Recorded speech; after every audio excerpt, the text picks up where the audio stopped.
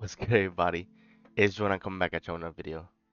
So with this video, I wanted to do a trade recap for Tuesday, March 25th. So this was a trading day where setups presented itself on both the Nas 100 and the S&P.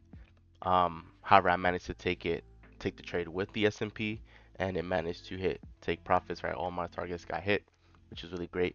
And so I wanted to do a trade recap for this day. So of course, we have the charts, but before we jump in charts, we have to go into Forex Factory to see the calendar. So on Tuesday, there was no news, right? So there was nothing for me to be aware of. Um, and usually for the news, of course, there's gonna be some news that happened at 8:30, right? Such as this news that happened earlier today. But for the most part, unless there's like some major news, you don't really have to be too worried about it, right? So Tuesday there wasn't any news, which was great. So jumping right in, I just want to explain to you guys my logic and like what led me to take the trade the way I did. So you can see we're on the daily time frame because the first step is to determine daily bias or higher time frame bias or drawn liquidity or directional bias, whatever you want to call it, right? You want to start in a higher time frame because you want to get a view on the macro level to see where it is price wants to travel to, right? Where is price most likely to go? Either up or down, right? That is your goal when determining a daily bias. And that right there is 80% of the work. If you feel like you can't make sense of trading, if you feel like for whatever reason you can't find any sort of consistency or profitability, it is likely because you're messing up here, right? And this is the first step and is the most important step because once you have an idea as far as where price is most likely to go, then if you're like an intraday trader or a scalper, then once you are able to trade in alignment with the bias, then you'll see yourself winning a lot more and you'll win in even greater quantities because you're essentially traveling with the larger move. That is the major change that I made with my trading that I previously never incorporated. But now, since I have been able to do that, I've basically been crushing it on the charts, and I want you guys to experience that the same way as well. So this is Tuesday, March 25. So we'll focus on the S&P. Now, I know a lot of you guys love learning and you would want to try these examples out on your end. My homework to you is to do what I'm about to show you for my trade recap for the S&P. Do it for the Nas 100, and you'll see a similar setup deliver on the Nas, right? That shows you how these pairs basically move in tandem. So the reason why I am bullish is because if you look here where my cursor is at, the March 12th daily candle, this candle was made a swing high prior to the lowest move, and then this candle right here, March 27 daily candle, broke this swing high, which this is a signal for me that price has now shifted to be bullish. Now, because the S&P and the Nas 100 move in tandem, because this was a break of structure in the S&P, I also accepted that this break of a swing high here was also a break of structure to the upside for the Nas 100. So I'm basically have the same bias for both pairs, right? They're both bullish. Um, And so going into that, right, price continued traveling higher, and price did not show any signs of slowing down or wanting to reverse. So I still maintain a bullish bias. So let me just zoom in on the S&P since um, this is where our focus is going to be. So also what you guys need to understand is because these pairs move in tandem, a lot of things that happen on one pair typically happen for the other. And I'm going to give you guys an example. So let me just full screen the S&P because this is what we're focusing on, right? Um, and now here we have the what happened until 9 a.m. So what I like to do is I like to mark out the liquidity pool prior to 8:30, right? So I'll put a vertical line, 8:30, right? And then I look to my left.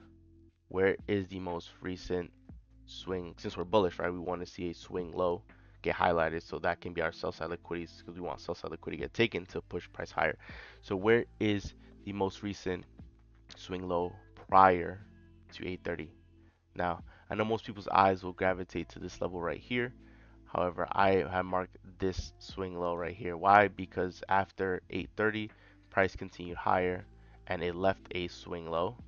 Right, so after 8:30, price never came down and cleared this liquidity here. So this technically counts as our liquidity, right? Our swing low prior to 8:30. Now, you can also mark this level down here. And the reason for this is because if you look at your NAS 100 chart, NAS 100 does not have a swing low, a 15-minute swing low up here. It has a 15-minute swing low at the 7 a.m. candle. Now, some of you guys may not believe me, but trust me on this. If you open up your chart, you will see that there is a 7 a.m. swing low. As a matter of fact, I'll just show you right here since we're here. Right, right, you see it right here. So here I have the NAS. Right here, this is the 8:30 mark. The nearest swing low is right here at 7 a.m. So if you trade on the NAS, you notice here that this is the most recent swing low prior to 8:30, and then what happens? You see that it gets taken out just barely. It's kind of hard for you to see. I'll just show you guys really quick, right? So you see it gets tripped into, right? So this is what I mean. A lot of these same things happen at the same exact time for both of these pairs. So this is how you know that this is not none of this is ever because of bulls and bears. None of this is ever because of accident. You know, like this is all manipulated, is 100% controlled. Both of these pairs essentially move in tandem. Things happen at the same exact time for both pairs. So just know this is the liquidity pool I marked, but this is also the 7 o'clock liquidity pool that is in line with the NAS. So I'll show you guys both examples, right? So once we have this is our main liquidity pool. So just focus on this one, but you'll see obviously price eventually comes down and trips this one. So normally we were just trading like this, but I'm doing this so you guys can understand that, time is an important element in this. So here, it's about 9:10. So clearly after 8:30, price came down and cleared this liquidity. So technically, right, our liquidity was taken, but there's no reason for us to be mad or panic, right? Because we do want sell side to get taken. Since we're bullish on price, we don't mind if price keeps going lower and lower and lower, because as it continues traveling lower, it will typically leave us targets to take to the upside, right? Like we could have potentially this as a high, and then potentially this could be a high, and then maybe we'll have imbalances or fair value gaps on the way down so that we can eventually trade back up. So this is why I'm not really concerned with this, right? I am mostly interested to see what happens after 9:30, because since we're bullish and we're interested in taking price higher, I want to see pretty much 9:30. I want it to make essentially the low of the New York session, so then I can take it higher, right? So I'll just fast forward a little bit of it. Okay, boom. So this right here, this long wick candle, this is the 9:30 open. So as you can see, immediately from 9:30, price is still traveling lower. So what we do here, we stay on the 5-minute time frame and we watch price. So what we're looking for, because our liquidity was already taken under this low, and right now after 9:30, right, you seen price make the low of the New York session. I'm essentially stalking price to see if I'm going to be given a 5-minute bullish candle, an aggressive bullish candle to push up. Because if we're bullish on the daily time frame and we're looking for buys on the lower time frame, we want to see momentum. We want to see a sign that price wants to shift in direction and start going up, right? So that's what I'm looking for. And then when I see some momentum like down the 5-minute, then that's when I'll hop down to lower time frame to see, is there any break of structure, right? Because ideally, if there's a break of structure, I want to see a break of structure on at least two of the time frames, from like the 1 minute to the 5-minute time frame. I want to see a break of structure in multiple time frames, because then that will further confirm it being a legitimate break of structure and not just like a small little 1-minute structure break that price doesn't actually want to shift direction, right? So this is what I'm looking for right now. This is what I'm stalking price. So as you can see, price is getting closer and closer and closer to this next liquidity pool.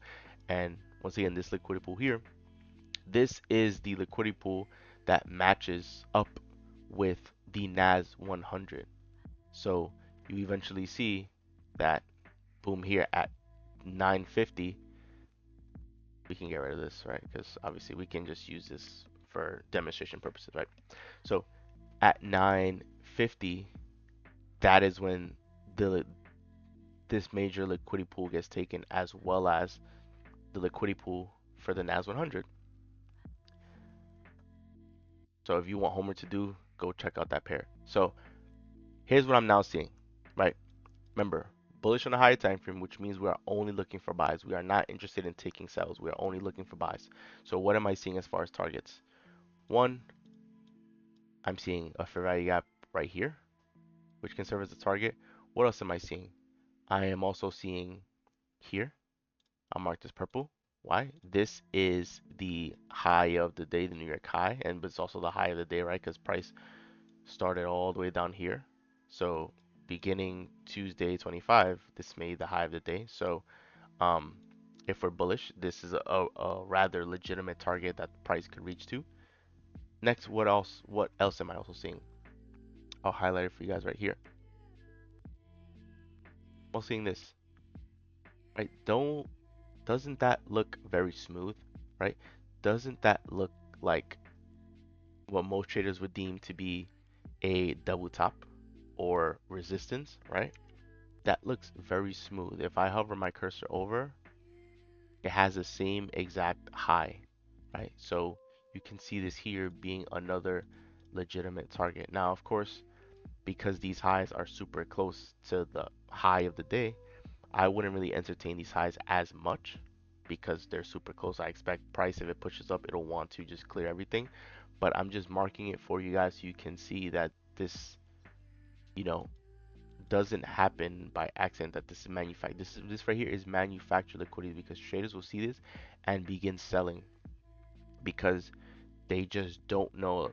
They might not have been looking at price at a macro level, and they don't know the direction that price is going. They don't know that price is bullish, and so traders will see this double top or see this as resistance and impulsively enter for a short, thinking that they're on the right side of the market. Now, of course, price did go down after it, so they would have made some money, but if they were thinking about holding this pair long term, it wouldn't have worked out for them, right?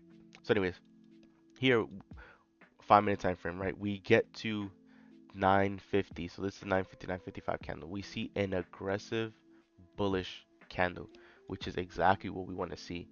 Now, what's important for us is for us to find the most recent structure points, right? What are the most recent structure points, and has there been a structure point that has gotten taken, right? So immediately I'm seeing a potential structure point here.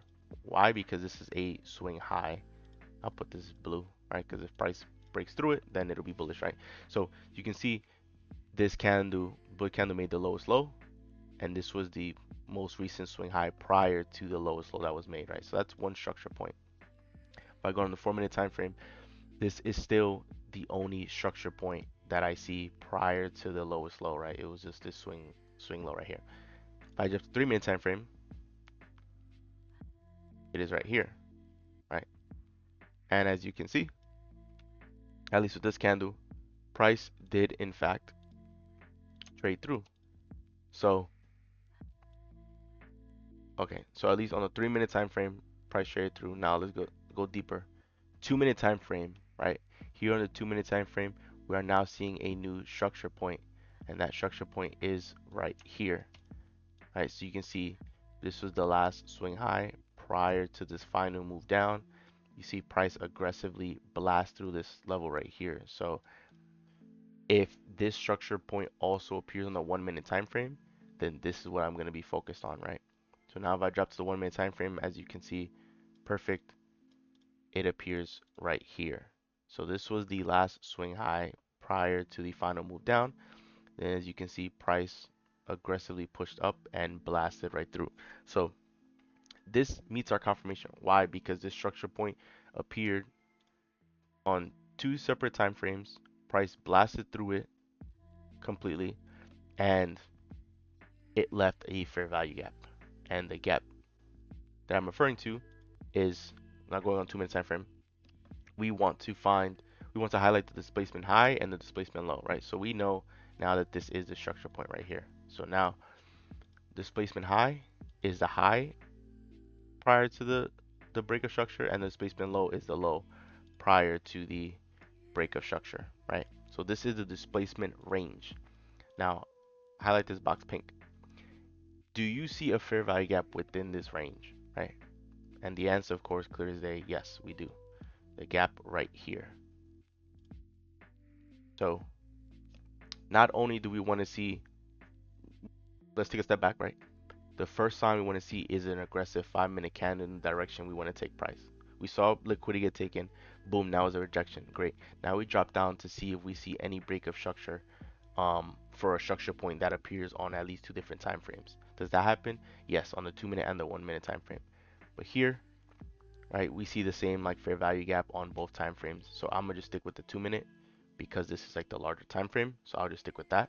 And now from the displacement range, from the displacement high to displacement low, do we see a fair value gap? We do. It is in the gray shaded box. So this is effectively what I'm looking for. So all my confirmations have been met. Now what I do is I have this be the entry, right? Stop loss below the low. Have my entry be essentially put like a limit order. You can trade market execution, obviously, but for me, I like to just keep my trading simple. Put a limit order right here, and so have the final target be all the way up there. So the way I see it now, price is probably gonna make a move up, and then at some point it's gonna retrace. So whatever high it makes before the retracement into the entry is where I'll take off probably the first partial. Then we have another partial here, and then probably another final partial up here, right? Because these highs are super close to this high. Now, of course, if you have a much bigger account, well, you could put in a much bigger lot size, right? You could probably take an additional partial here at these equal highs.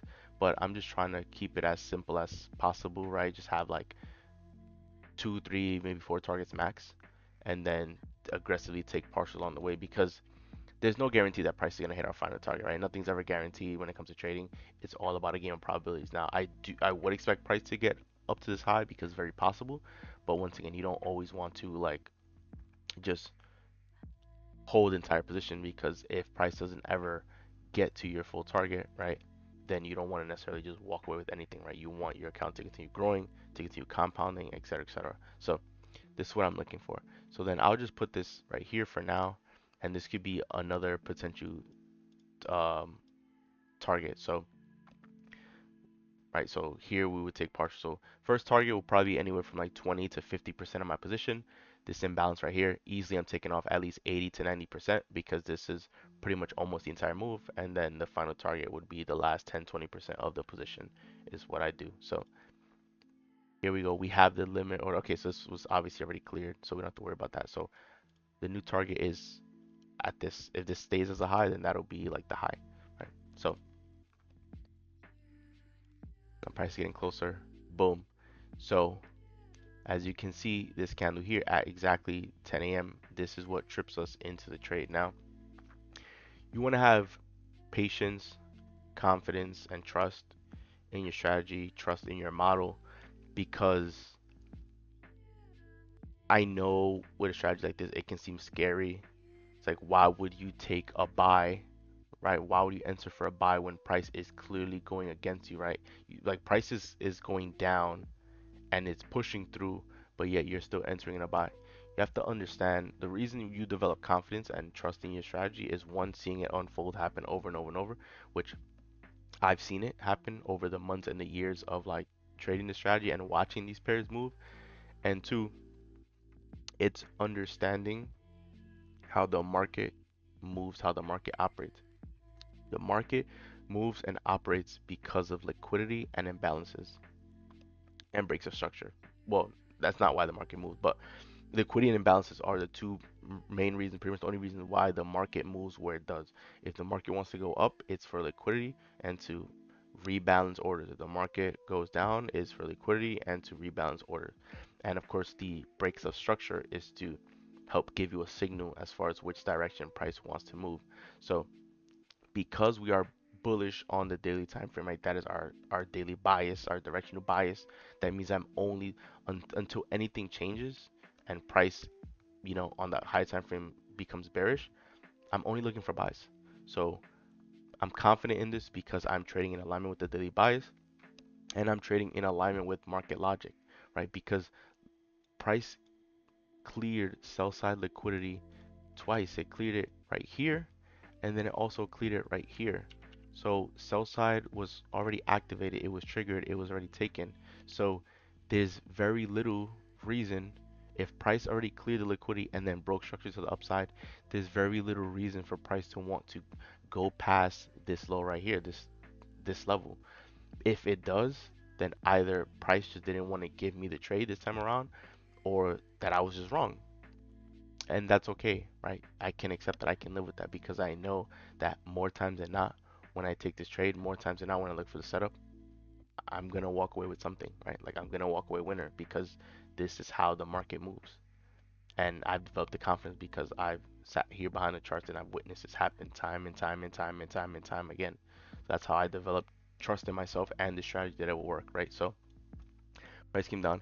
As you can see, price made a deep push and then price obviously got close to the stop loss, right? But we have a stop loss for a reason. The point of a stop loss is to stop your loss.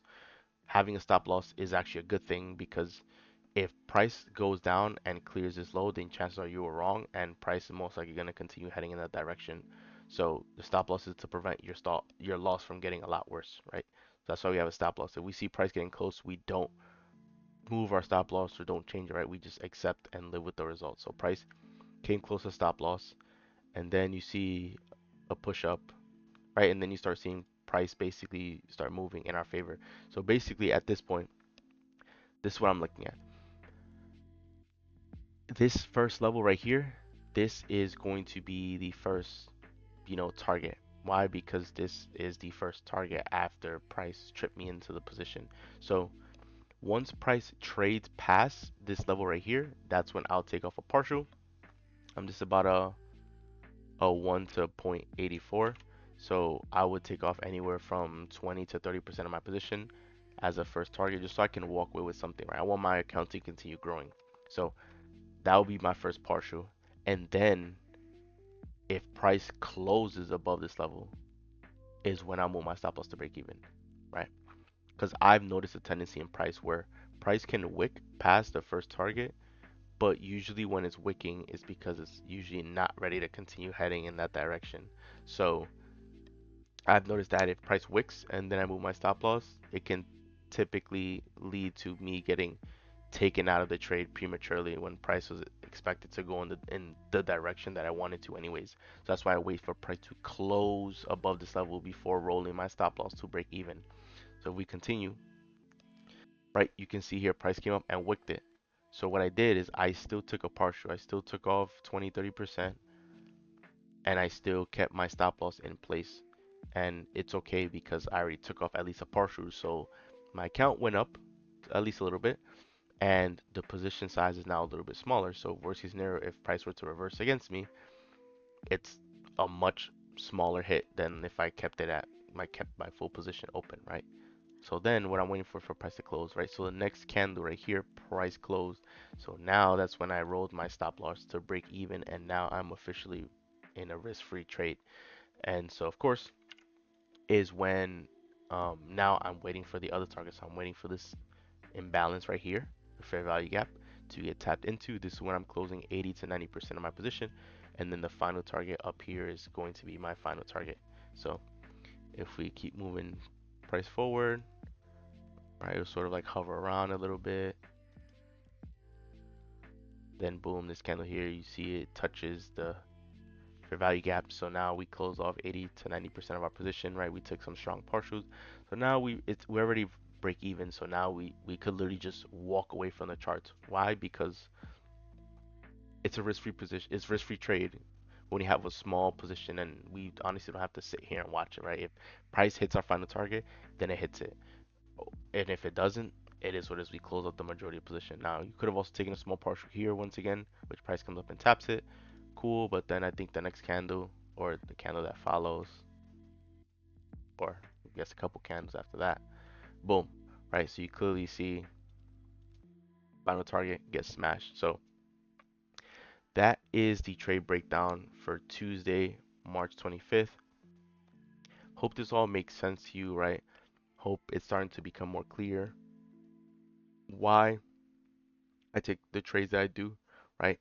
You have to understand that at least price with the Nasdaq 100 and the S&P, the entire name of the game is liquidity and imbalances. That price is hunting for liquidity and imbalances all the time. And so the strategy, right, you can clearly see liquidity here got taken. Liquidity at this red line got taken.